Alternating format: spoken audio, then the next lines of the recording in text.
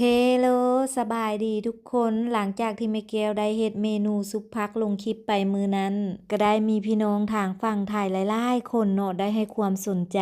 และก็ขอแม่แก้วเข้ามาว่าให้แม่แก้วถ่ายเอาผักแต่ละอย่างที่แม่แก้วนำไปซุปนั้นถ่ายซ่าๆให้เบิ่งแด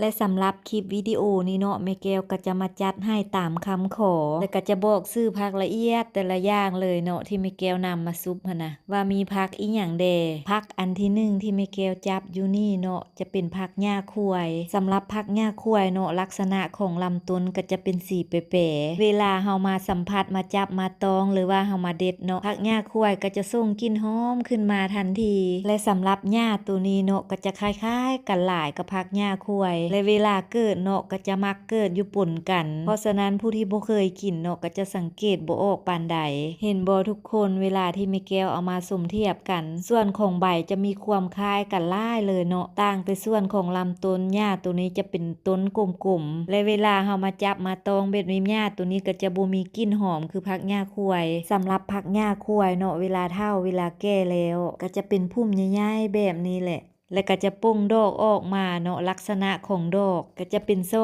แบบนี้อันนี้ก็คือดอกที่ยังอ่อนอยู่เวลาที่แก่มาแล้วเนาะก็จะกลายเป็นสีน้ำตาลและเฮาก็สามารถนำเอาแกนที่แก่หั่นเนาะไปว่านเพื่อนำมาเฮ็ดแนวใดบางบ่อนเวลาเฮ็ดสวนผักแล้วเนาะมันก็จะเกิดเองบ่อนที่แม่แก้วเฮ็ดนี่มันบ่ค่อยเกิดเนาะแม่แก้วก็เลยได้เอาแกนมาว่านเอาเพราะว่าแม่แก้วหันมักกินผักประเภทแบบนี้สำหรับรสชาติของผักหญ้าควยเนาะก็จะออกหวานๆหอมๆเวลาเฮานำมาลวกมาต้มแล้วแห้งเพิ่มกลิ่นหอมเนาะเวลาเฮานำไปซุปถือว่าแซ่บสุดๆเลยแหละผักหญ้าควยนี่นะหลังจากที่เบิ่งผักที่1แล้วแม่แก้วจะพาไปเบิ่งผักที่2ต่อส่วนอันนี้หันจะเป็นผักก้านตันเนาะสำหรับผักก้านตันจุดพิเศษจะมักเกิดอยู่บอนที่ซุ่มเส้นคลองน้ำหรือว่าตามแคมคันนาเนาะจะมักปรากฏเห็นผักก้านตันนี่เกิดหลายๆเลยแหละอันนี้ก็คือลักษณะสีสันหน้าตาของผักก้านตันเวลาแก่แล้วเนาะก็จะออกดอกเป็นสีขาวๆมนๆคล้ายๆลูกตุ้มตามลำต้นของจุดที่ใบป่งออกสำหรับผักก้านตันนี่เนาะรสชาติก็จะออกจืดๆนอกจากนำมาเฮ็ดซุปผักแล้วเนาะก็ยังสามารถนำไปใส่ใส่อ้อมใส่แกงก็แซ่บก็ได้คือกันเนาะเพราะว่าผักก้านตันนี่จะเป็นผักที่กินง่ายเนาะเพราะว่าบ่มีกลิ่นแถมยังบ่มีรสชาติฝาดขมนำอีกสำหรับผักก้านตันก็เป็นผักที่2เนาะและแม่แก้วจะพาไปเบิ่งผักที่3ต่อสำหรับผักตัวนี้เนาะจะเป็นผักขี้ส้มชื่อของผักก็คือกันกับรสชาติเลยเนาะเพราะว่ารสชาติของผักตัวนี้จะออกส้มๆเมือกๆมีความเมือกติดมาอยู่น้อยนึงคล้ายๆกันกับผักปังลักษณะของลำต้นเนาะก็จะอ่อนๆพ่อยๆเวลาแก่แล้วเนาะก็จะออกดอกเป็นสีเหลืองๆน้อยๆจะออกดอกตามแต่ละยอดผักตัวนี้เนาะก็ถือว่าเป็นอีกผักนึงที่แม่แก้วหันมักนำเอามาซุปและตอนทำอิฐบ่อนแถวสวนแม่แก้วนี่ก็บ่มีแม่แก้วได้แนวมาแต่บานห้อมเพราะว่าแม่แก้วหันมักกินก็เลยขุดเอาเบียมันมาตอนเอามาปลูกก็เอามาหลายเติบได้แต่ช่วงหลังๆหันอากาศก็ร้อนอบอ้าวหลาย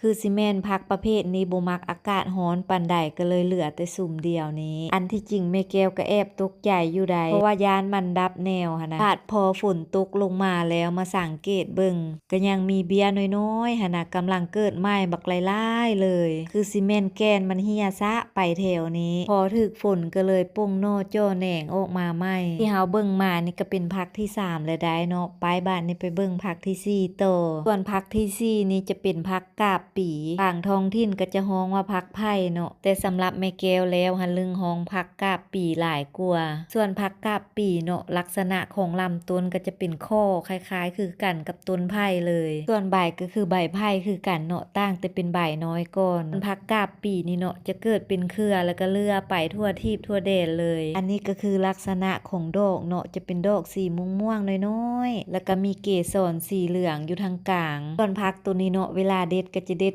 ง่ายๆเด็ดตามข้อของมันและมันก็จะพลอยๆและอยู่ตามว่างข้อหันจะเป็นน้ำเมือกๆส่วนใบก็จะออกสีซ่าๆแดงหน่อยนึงแต่เวลานำมาเฮ็ดซุปแล้วแซ่บเนาะผักตัวนี้ก็ได้เบิ่งผักตัวที่4แล้วไปแม่แก้วจะพาไปเบิ่งผักตัวที่5ต่อบาดนี้ส่วนผักตัวที่5นี้จะเป็นผักคาดเนาะส่วนผักตัวนี้แม่แก้วคิดว่ามีหลายคนก็น่าจะฮู้ดีแล้วคาดเนาะส่วน หลายเฮาจะมักเห็น2ชนิดอีกชนิดหนึ่งหันใบจะน้อยๆแหลมๆกว่านี้แล้วก็มีขนหลายๆส่วนใหญ่ตัวนั้นจะบ่ค่อยกินเนาะส่วนใหญ่จะนำมาเกลือสัตว์หรือว่ามาให้กระต่ายกินหลายกว่าที่นิยมกินแท้ๆก็คือผักคาดตัวนี้เนาะและส่วนผักตัวนี้เนาะจะเป็นผักส้มกบทางบ้านแม่แก้วฮ้องแต่บ่ฮู้ว่าทางท้องถิ่นอื่นจะฮ้องคือกันบ่สำหรับผักตัวนี้เนาะจะออกเป็นเครือและใบก็จะคล้ายๆกันกับผักแวนลักษณะของใบเนาะก็จะมี3กีบแล้วก็เป็นกาหัวใจส่วนดอกเนาะก็จะเป็นดอกน้อยๆสีเหลืองๆรสชาติก็จะออกส้มๆแต่ตัวนี้มันเกิดเองเนาะแม่แก้วบ่ค่อยมักปานใดเพราะว่าเครือมันแข็งมันหยาบและอีกผักซุปชนิดหนึงเนาะอันนี้ก็คือผักหม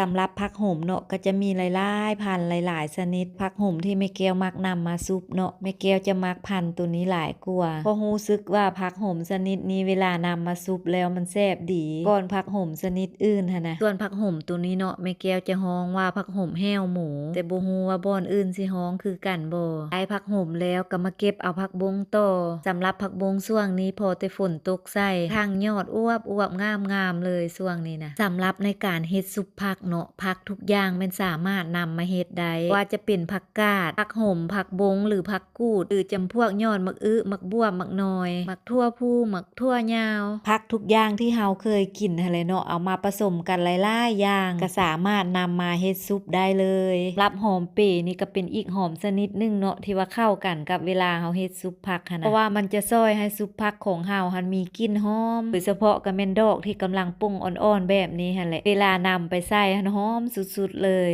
หลังจากที่เก็บหอมปีออกหมดแล้วแม่แก้วก็แนมเห็นผักนอกจะบ่ได้เก็บเอาดอกเนาะเพราะว่าปะให้มันแพร่ก่อนหาก็กำลังปลูกอย่างน้อยๆอยู่ผักซุปทุกอย่างที่แม่แก้วเก็บมื้อนี้หั่นนะแม่แก้วได้นำมาปลูกไว้เนาะเพราะว่าแม่แก้วหันมักกินซุปผักเนาะบ่อยากไปเก็บเอาไก่หั่นนะเวลาไปเก็บแล้วก็จิ้มเอาแนวมันมาปลูกไว้พร้อมเลยเดี๋ยวนี้แต่ละอย่างก็แพร่ออกหลายเติบซ้ำสิซุปอันนี้นะนอกค่าก็นำเอามาใส่ซุปได้คือกันเด้อทุกคนหรือว่าประเภทเห็ดขาวเห็ดบดเห็ดกระตั้นจังซี่เนาะเอามาใส่ก็แซ่บคือกันที่สำคัญก็คือมีผักหลายๆอย่างผักหลายๆแนวมาผสมเข้ากันหั่นแหละเนาะหลายอย่างเท่าใดแฮงแซ่บนอกค่าแล้วแม่แก้วก็แนมมาเห็นยอดผักหวานโป้งงามๆก็สิมาเก็บเอายอดผักหวานนี่ไปใส่น้ำอีกจักหน่อยเก็บอย่างละเล็กละน้อยไปผสมกันหลายๆอย่างเนาะเวลาเฮ็ดออกมามันจึงแซ่บดีได้ผักหวานแล้วก็มาเก็บเอายอดมันต้นใส่น้ำแดอีกน้อยนึงทุกอย่างที่แม่แก้วเก็บให้เบิ่งมื้อนี้มันจะนำมาเฮ็ดซุปได้ทั้งหมดเลยเด้อทุกคน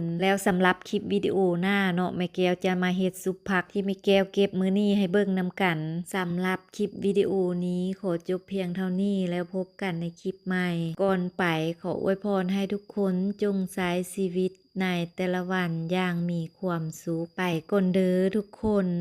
บ๊ายบาย